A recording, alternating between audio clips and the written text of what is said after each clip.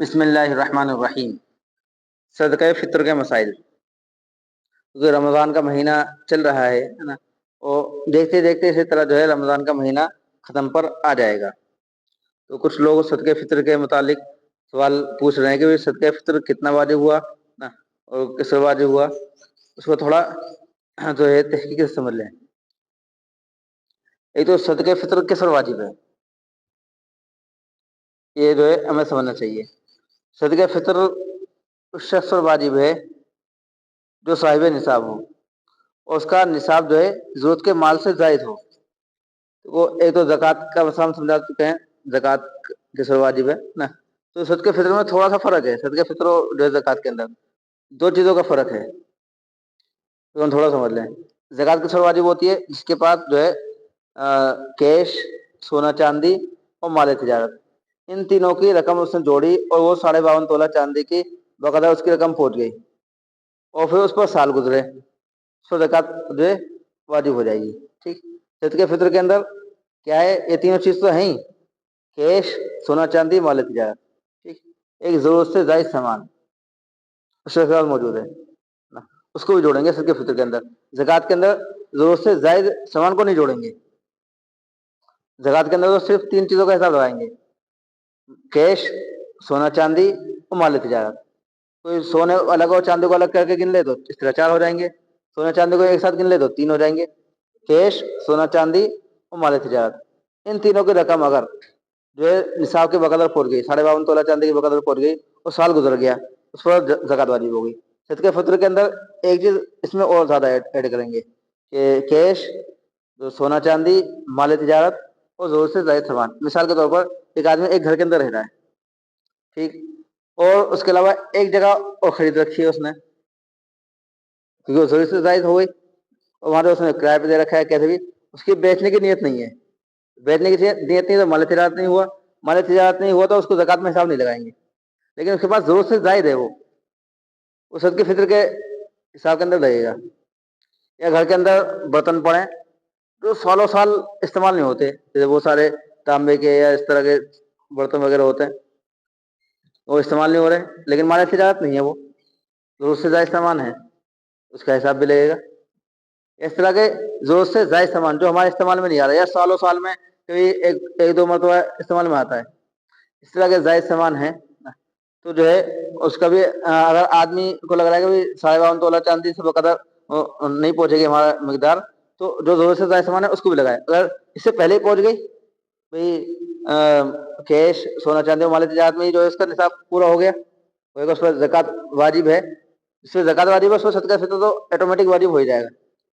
لیکن بعض لوگ ایسے ہوں گے جن پہ صدقہ فطر واجب ہے اور زکوٰۃ واجب نہیں، ایسا بھی ہوگا، کیونکہ دو چیز اور جوڑ لیں گے۔ اگر ایک آدمی نے حساب لگایا کہ اس کے بعد جو ہے کیش، مال تجارت اور سونا چاندی، 52.5 تولہ چاندی کے بقدر اس کے پاس نہیں پہنچا، ٹھیک ہے، اب وہ چیز دیکھے گا اس کے پاس ضرورت سے زائد سامان ہے یا نہیں ہے۔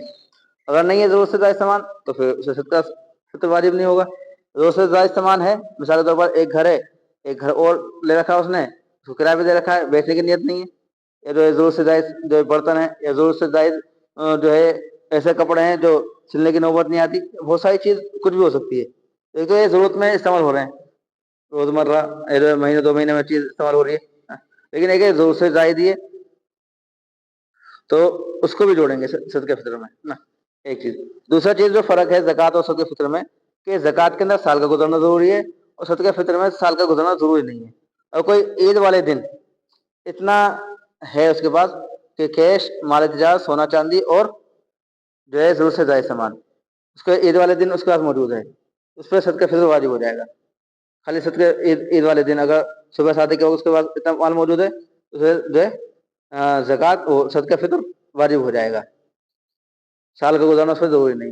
اور جس کو اندازہ ہے کہ میرے پاس عید الفطر میں اتنا مال ہوگا، پہلے سے اندازہ رہتا ہے آدمی کو، تو وہ شخص جو پہلے سے پہلے عید الفطر کی نماز سے پہلے جو اپنے صدقہ فطر کو ادا کرتے ہیں، اس لیے ضروری ہے کہ رمضان میں ادا کرتا ہے، وہ بھی ادا ہو جائے گا، لیکن واجب ہوگا جو ہے عید الفطر کے دن صبح صادق کے وقت، لیکن پہلے ادا کر دیا پہلے ادا ہو جائے گا، کیونکہ وقت بہت مختصر ہے، اس وقت میں سب ایک ساتھ ادا کریں وہ ممکن نہیں۔ اور شریعت نے اس لیے بھی اس کی اجازت دے دی پہلے ادا کرنے کی کہ وہی جو غریب ہے وہ عید کے دن جو ہے اگر آپ نے عید الفطر صدقہ فطر جو ہے अच्छी मकदार में निकाल दिया तो एक गरीब की अच्छी खासी जो है ईद हो सकती है। तो इसलिए जो है सदका फितर इन लोगों पर वाजिब होता है जो हमने समझाया। इसी तरह कितना वाजिब होता है, तो मालदारों का सदका फितर अलग है और गरीबों का जो मिडिल क्लास है उनका सदका फितर वो अलग है। हालांकि जो मिडिल क्लास का सदका फितर है मालदार भी उतना अदा करते हैं तो अदा तो हो जाएगा, लेकिन बेहतर तरीका उसके लिए नहीं है, क्योंकि जब शरीयत ने अलग अलग जो है लगाया है तो हमें भी अलग अलग जो है करना चाहिए। जो अच्छे खासे मालदार हैं उनके लिए शरीयत ने लिखा है कि भाई खजूर, किशमिश या जौ, इन तीन चीजों के जरिए जो है वो सदका फितर अदा करे। और इन तीन चीजों की मकदार कितनी है? 3 किलो 150 ग्राम तकरीबन। इतने यानी जो खजूर, खजूर के साथ छुआरे भी ले सकते हैं, खजूर हो या छुआरे हो कोई भी, किशमिश और जौ, इन तीन चीजों की जो है मकदार लगा लें। तो जिसे हैसियत का है उस एतबार से, उस हैसियत के एतबार से वो अदा करे। 3 किलो 150 ग्राम जो है उसकी, क्योंकि हर आदमी अल्हम्दुलिल्लाह समझदार है और जो है हर एक को मालूम भी होता है, या नहीं मालूम तो बाजार में जाके उसकी कीमत मालूम कर ले। ये हम फिलहाल उसका रेट नहीं बता रहे, रेट हर आदमी जो अपने एतबार से लगा सकता है। तो खजूर या छुआरे, किशमिश, इसी तरह जौ, इन तीन चीजों की कीमत जो है वो जिस साल वो सदका फितर अदा कर रहा है उसकी लगाए। जितनी कीमत हो उतनी कीमत जो है एक आदमी सदका फितर अदा कर दे। हाँ। दूसरा कि गेहूं, आटा या सत्तू, गेहूं, आटा या सत्तू, इनकी मकदार है 1 किलो 574 ग्राम। किताब नवाजिल के अंदर जो है मदरसे शाही का यही फतवा लिखा है। दूसरी किताबों के अंदर कुछ कम ज्यादा भी जो है दे रखी है।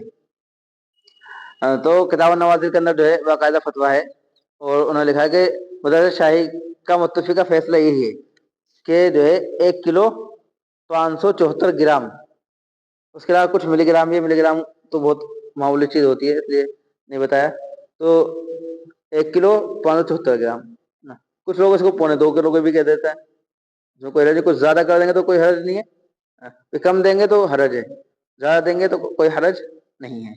तो उसकी कीमत लगा लें उस वक्त। बहुत सारे आलिम भी होते हैं या बहुत सारे जो है अइम्मा होते हैं, हुफ्फाज वगैरह, वो पूछते रहते हैं कितना सदका फितर हुआ, तो उसकी मकदार देखकर अपने बाजार के अंदर कीमत लगा लें, वो ऐलान कर दें। भाई बाकायदा किसी के पीछे ही चलना जरूरी नहीं है, इसका हर आदमी अपने एतबार से इंसाफ के साथ जो है हिसाब लगा सकता है। तो ये हमारा जो है कितना सदका हुआ, कितना जो है फितरा हुआ, इसको हम देख सकते हैं खुद अपने एतबार बाजार की कीमत लगाकर। दो तरह का है, फिर समझा देते हैं। एक तो है खजूर, जौ और किशमिश, इन तीनों की मकदार कितनी है? 3 किलो 150 ग्राम। ठीक। दूसरा सदका फितर की मकदार है गेहूं, आटा और सत्तू, इन तीनों की मकदार है 1 किलो 574 ग्राम।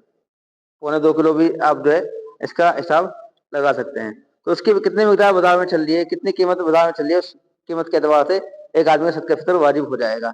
उसको जो आदमी हर एतबार से अपने एतबार से उसको देखकर जो सदका फितर लगा ले।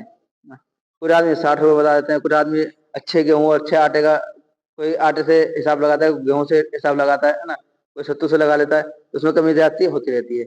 और कोई आला दर्जे का है, अल्लाह ताला ने अच्छा बहुत अच्छा बनाया उसको खाता पीता, तो किशमिश या खजूर से या जौ से जो है वो अपना हिसाब लगाए, ये ज्यादा बेहतर है। एक चीज ये कि सदका फितर वाजिब हमने बतला दिया कि जो साहिब निसाब हो, साहिब निसाब के अंदर दूर से जायद माल भी जो है जोड़ा जाएगा, और साल गुजरना जरूरी है। सदका ईद उल फितर के दिन अगर इतना माल है सदका फितर वाजिब हो गया।